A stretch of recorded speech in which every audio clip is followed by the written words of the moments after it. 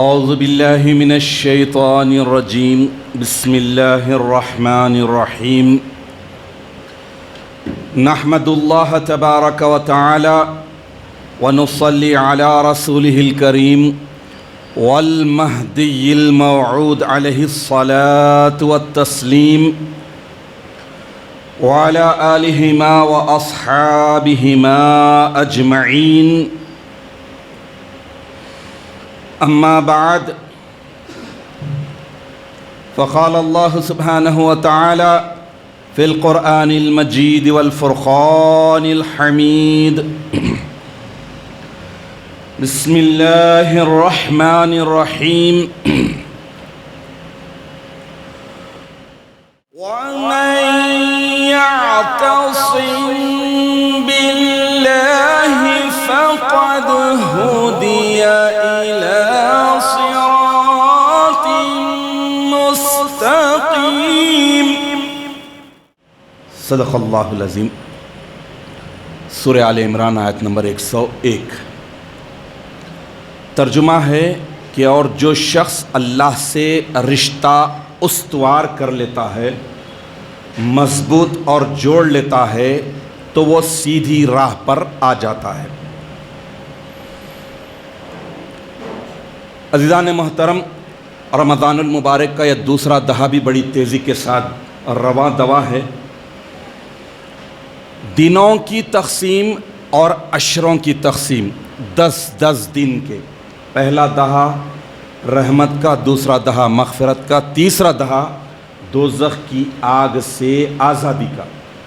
یہ دنوں کی تقسیم یا عشروں کی تقسیم اپنی جگہ ہے، لیکن اللہ تبارک و تعالی رمضان المبارک کا چاند دکھتے ہی شوال المکرم کے چاند نظر آنے تک دن اور رات، رات اور دن کے لمحات، اوقات سب کو اتنی برکتوں والا، نعمتوں والا، رحمتوں والا بنا دیا ہے کہ ہم شعور نہیں رکھ سکتے کہ اللہ اس مقدس مہینے میں اپنے بندوں کو کیا کچھ لٹا رہا ہے، اندازہ نہیں کر سکتے. تو یہ پورے کا پورا مہینہ رمضان المبارک کا بہت غنیمت ہے. ابھی باقی وقت کو بھی غنیمت جان کر اپنے پورے اوقات کو اللہ کی رضامندی، خوشنودی اور اللہ کی رحمت، مغفرت پانے کے سچے جذبے کے ساتھ گزارتے ہیں تو اللہ تعالیٰ چھوٹی چھوٹی باتوں پر مہربان ہو جاتا ہے. چھوٹی معمولی باتوں پر اللہ تعالیٰ نوازنے بیٹھتا ہے. تو یہ تو رمضان المبارک مقدس مہینہ ہے، اور دوسرا دہا مغفرت کا ہے. کثرت سے مغفرت کرنا ہے، بخشش طلب کرنا ہے، اور مغفرت طلبی نیک بختی کی، خوش قسمتی کی علامت ہے.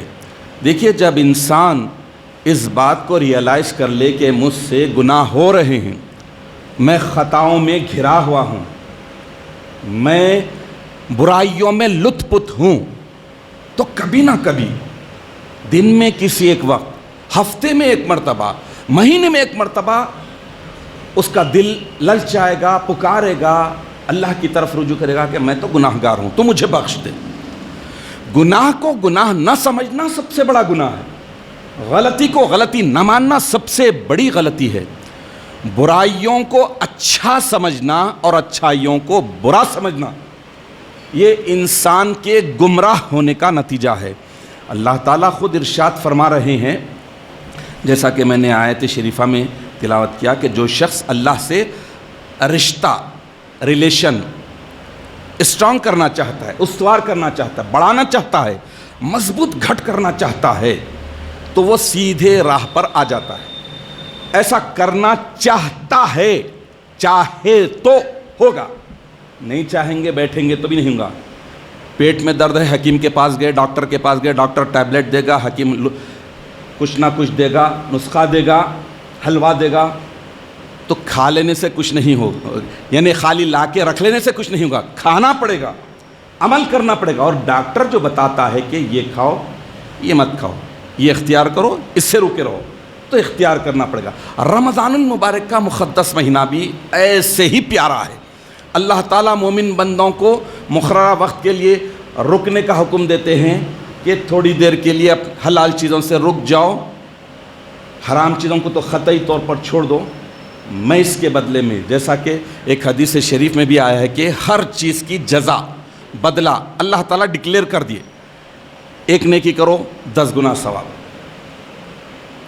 لیکن روزے کے تعلق سے اللہ تعالیٰ ارشاد فرماتے ہیں کہ روزے کا بدلہ اور جزا میرے ذمے ہے، ڈکلیئر نہیں کیے، میرے ذمے ہے۔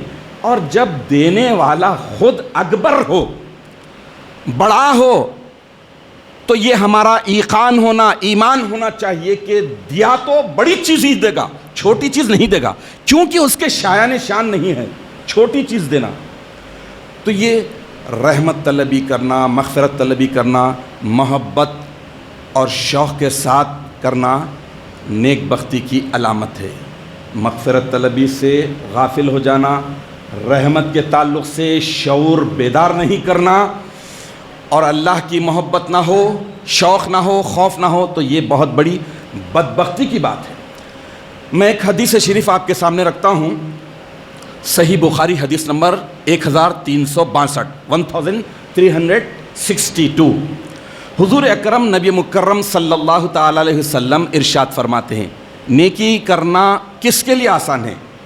یعنی جب کوئی بندہ اللہ سے رشتہ، ریلیشن اسٹرانگ کرنا چاہتا ہے، استوار کرنا چاہتا ہے، جوڑنا چاہتا ہے، جڑنا چاہتا ہے، چاہنا پڑے گا نا، پہلے چاہیں گے تو پھر اللہ تعالیٰ فرما رہے ہیں کہ اگر ایسا کریں گے تو وہ سیدھی راہ پر آ جاتا ہے، چاہنے کے بعد ہی اللہ اسے سیدھی راہ پر لاتا ہے۔ تو حضور اکرم نبی مکرم صلی اللہ تعالیٰ علیہ وسلم ارشاد فرماتے ہیں کہ بات یہ ہے کہ جن کا نام نیک بختوں میں ہے، اچھے لوگوں میں، نیکوکاروں میں، گڈ بک میں جن کا نام اللہ تعالیٰ رکھے ہیں، ان کو اچھے اچھے کام کرنے میں آسانی معلوم ہوتی ہے۔ نیچرل بات حدیث شریف میں بیان کی جا رہی۔ اور جو جن کا نام بدبخت لکھ دیا جاتا ہے، بدبختوں میں ہوتا ہے، انہیں برے کاموں میں آسانیاں نظر آتی۔ تو کبھی بھی کسی انسان کو برے کاموں میں مصروف دیکھتے ہوئے یہ نہیں سمجھنا کہ یہ اس کی چالاکی ہے، یہ بلکہ اللہ کا عتاب ہے، اللہ کا عذاب ہے کہ بدبختوں میں اس کا نام اللہ نے شمار کر دیا، لکھ دیا۔ اور جب نیک ہیں، نیکی کی طرف آسانی دکھ رہی ہے، بے گرما کے روزے ہیں، شوق سے رکھ رہے ہیں، اور اس بات کی احتیاط ہر درجے کر رہے ہیں کہ کوئی دیکھے یا نہ دیکھے، اللہ عالم الغیب والشہادہ، غیب اور ظاہر اور باطن کا دیکھنے والا، اندر اور باہر کا دیکھنے والا ہمیں دیکھ رہا ہے، ایک خطرہ پانی کا نہیں لیتے۔ بھائی اندر کچھ کھا لے فروٹ تو کون پوچھنے والا ہے، لیکن نہیں، ایک مومن میں یہ بات نہیں ہوتی۔ تو یہ آسانیاں کیوں مہیا ہو رہی ہیں؟ جاب بھی کر رہے ہیں، کام بھی کر رہے ہیں، سب کچھ ہے، اس کے باوجود روزے کو بھی پوری احتیاط کے ساتھ، ادب کے ساتھ، احترام کے ساتھ بجا لا رہے ہیں۔ کیوں؟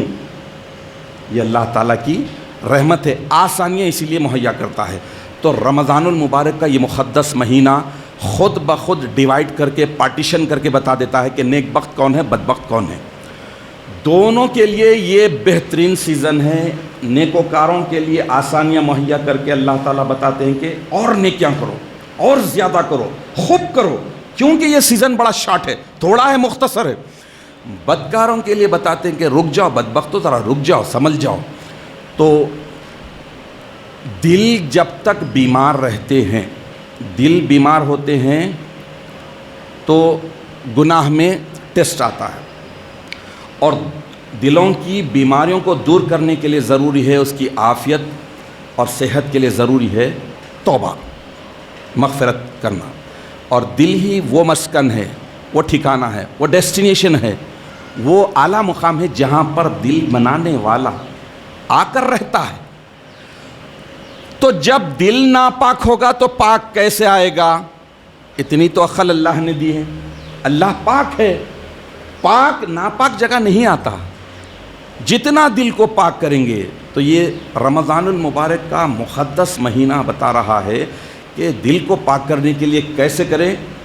سنن ابو داؤد میں حدیث شریف آئی ہے، حضور اکرم نبی مکرم صلی اللہ تعالیٰ علیہ وسلم ارشاد فرماتے ہیں کہ جو شخص پابندی سے استغفار کرتا ہے، مغفرت طلبی کرتا ہے، مغفرت چاہتا ہے، پریکٹیکل، توبہ کر لینے سے نہیں ہوتا، پریکٹیکل جو کرتا ہے تو اللہ تعالیٰ اس کے لیے ہر تنگی سے نکلنے کے راستے مہیا کر دیتے ہیں، راستے بنا دیتے ہیں.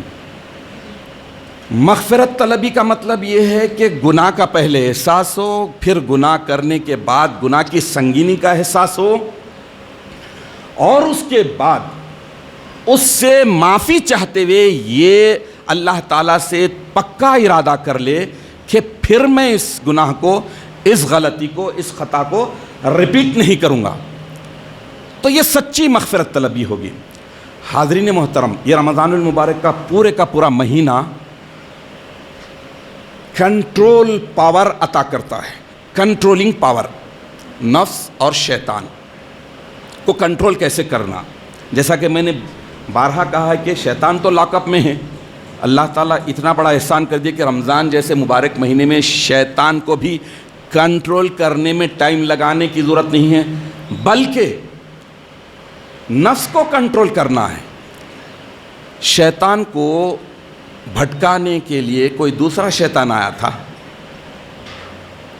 نہیں آیا. شیطان کو اس کا اپنا نفس ہی بھٹکایا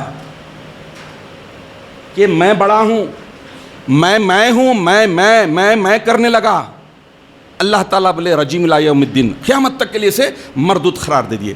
تو شیطان ایک ایسی چیز ہے کہ جو نفس کے پیروی کرنے کی وجہ سے قیامت تک کے لیے ابلیس قرار پا گیا. تو رمضان المبارک کا یہ مقدس مہینہ کنٹرولنگ پاور کی کیپیسٹی ہمارے اندر پیدا کرنے کی صلاحیت اجاگر کرتا ہے. اس کو مضبوطی کے ساتھ ڈاؤن لوڈ کر لے، اپنے سسٹم میں اپلوڈ کر لے کہ پھر، کیونکہ اب جو 11 مہینے کے آگے کا ڈیوریشن ہے وہ بڑا ہے. 1 مہینے میں کنٹرول کر لیے، پھر اس کے بعد غرض نکلی میری بازو کی گلی تیری، نہیں ہوتا. 1 مہینے میں جو کنٹرولنگ پاور کی کیپیسٹی مل رہی، اس کے بعد وہ جو 11 مہینے کا ڈیوریشن ہے وہ بڑا ہے، اس میں سنبھال کے رکھنا ہے، اس کنٹرولنگ پاور کو ریچارج کرتے رہنا ہے. آپ دیکھ لیجئے آدمی کی سوچ کیسا ہوتی، بیٹھے بیٹھے دیکھتا ارے موبائل نکال، ہاں بیٹری بھائی بیٹری ڈاؤن ہو گئی ہے، پھر چارج کرو.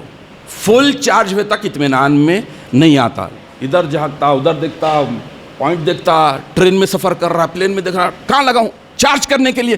اگر ایسی سوچ کا 20-50% یہ آ جائے کہ ہمارا تقویٰ ڈاؤن ہو رہا ہے، ہمارا تقویٰ بھی ختم ہو رہا ہے، اس کو ریچارج کرتے رہے، اس کو ریچارج کرتے. رمضان المبارک کا پیغام یہی ہے کہ رمضان المبارک میں تم اپنے آپ کو اتنے اسٹرانگ بنا لو، اتنے مضبوط کر لو کہ 11 مہینوں کے لیے تم ہمیشہ فکر مند رہو کہ کہیں میرے تقوی کی بیٹری ڈاؤن تو نہ ہو جائے، ہمیشہ فل رہے، ہمیشہ فل رہے. تو یہ اللہ تعالیٰ نے رمضان المبارک کے بڑی روزے کے تعلق سے بتایا کہ سیام مطلب ساما یسوم سومن، رک جانا، رکنے کے حکم پر تعمیل کرے، آرڈر کو مان کر اس کے بعد رکے. جو ہی رکے، خوشنودی مطلب ہے، اللہ کی رضامندی مطلب ہے، تو سمجھ لیجئے اللہ سے جڑ گئے. رکنے اور جڑنے میں جو باریک دھار ہے وہ ہے تقوی، وہ ہے پرہیزگاری. اگر وہ نہ ہو تو پھر رکنا بھی بیکار، جڑنے کا تو کوئی سوال ہی پیدا نہیں ہوتا. عزیزان محترم، سنن ابن ماجہ میں ایک حدیث شریف آئی ہے، بہت ہی معنی اور مطلب والی ہے. اسے سنیے، غور سے سنیے، اور اپنی تقوی کی بیٹری کو ہمیشہ ڈاؤن لوڈ کرنے کے لیے اس میں بڑی ٹپ دی گئی ہے. بہت بڑا چارجر آپ کے ہینڈ اوور کیا جا رہا ہے. اللہ کے رسول صلی اللہ تعالیٰ علیہ وسلم کی طرف سے۔ حضرت سہل بن سعد ساعدی رضی اللہ تعالیٰ عنہ سے مروی حدیث شریف ہے، وہ بیان کرتے ہیں کہ ایک مرتبہ حضور اکرم نبی مکرم صلی اللہ تعالیٰ علیہ وسلم کی خدمت اقدس میں ایک شخص آیا اور عرض کی کہ یا رسول اللہ، یا نبی اللہ صلی اللہ وسلم علیہ، مجھے کوئی ایسا عمل بتائیے جس سے اللہ بھی راضی ہو جائے، محبت کرنے لگے اور لوگ بھی مجھ سے محبت کرنے لگے۔ عمل ہے، اب ان سوال کرنے والے کریں کہ اللہ بھی محبت کرے اور اللہ کے بندے بھی محبت کریں۔ اب اللہ کے نبی صلی اللہ تعالیٰ علیہ وسلم جواباً ارشاد فرمائیں کہ دنیا سے اور دنیا کی محبت سے بے رغبتی رکھو، اللہ تم سے محبت کر دے گا۔ اور جو کچھ لوگوں کے پاس ہے، یوں نظر اٹھا کے دیکھ کے اتنی بڑی بلڈنگ اس کو مل گئی، میرے پاس چھوپڑی ہے، کئی کچھ جل رہی، تو جو لوگوں کے پاس ہے اس سے بے نیاز ہو جاؤ، لوگ تم سے محبت کر لیں۔ تو اللہ کس سے محبت کرتا ہے؟ دنیا اور متاع دنیا کی محبت سے جب تم اپنے آپ کو دور رکھ لیں گے، اپنے آپ کو بے رغبتی دکھا کر دنیا بنانے والے کی محبت میں، دنیا بنانے والے کے رولز اور ریگولیشنز کے مطابق زندگی گزاریں گے، تو اللہ تم سے محبت کرے گا۔ کتنی بڑی بات ہے، اللہ جب ہم سے محبت کرنے لگ جائے تو باقی کیا رہا؟ سب سے بڑی دولت اور نعمت مل گئی، اور فرائض نبوت یا فرائض ولایت، نماز روزہ حج زکوٰۃ ہو، یا پھر صحبت صادقین، طلب دیدار خدا، عزلت از خلق، ترک دنیا وغیرہ ہو، ان سب کا ایک ہی مقصد ہے کہ دنیا سے بے رغبت ہو جانا، اللہ سے جڑ جانا۔ تو یہ رمضان المبارک کا مقدس مہینہ شارٹ میں یہی میسج دے رہا ہے کہ باقی سب محبتوں کو زوال ہے، باقی سب محبتوں کو زوال ہے، بس ایک رب کی محبت بے مثال ہے۔ تو اللہ تبارک و تعالیٰ سے دعا ہے کہ الہ العالمین تو ہمیں اس بات کی توفیق عطا فرما کہ رمضان المبارک کے مقدس مہینے میں ہم اپنے آپ کو اتنا مضبوط کر لیں، تقوی اور پرہیزگاری میں اتنا ہم اپنے آپ کو استوار کر لیں کہ اللہ سے رشتہ تعلق اتنا مضبوط کر لے کہ رمضان المبارک کے بعد 11 مہینوں میں بھی اللہ سے رشتے کی ڈوری کمزور نہ پڑنے پائے، ٹوٹنا تو بہت دور کی بات ہے، رشتہ ہمیشہ جڑا رہے تاکہ ہم دنیا اور آخرت ہر دو جگہ سرخرو ہو جائے۔ اللہ تعالی ہم تمام کو گناہوں سے بچائے، رمضان المبارک کی ٹوٹی پھوٹی ہماری عبادتوں کو قبول فرمائے، بڑے بڑے اجر و ثواب ہمیں عطا فرمائے، آمین یا رب العالمین۔ وآخر دعوانا ان الحمد للہ رب العالمین۔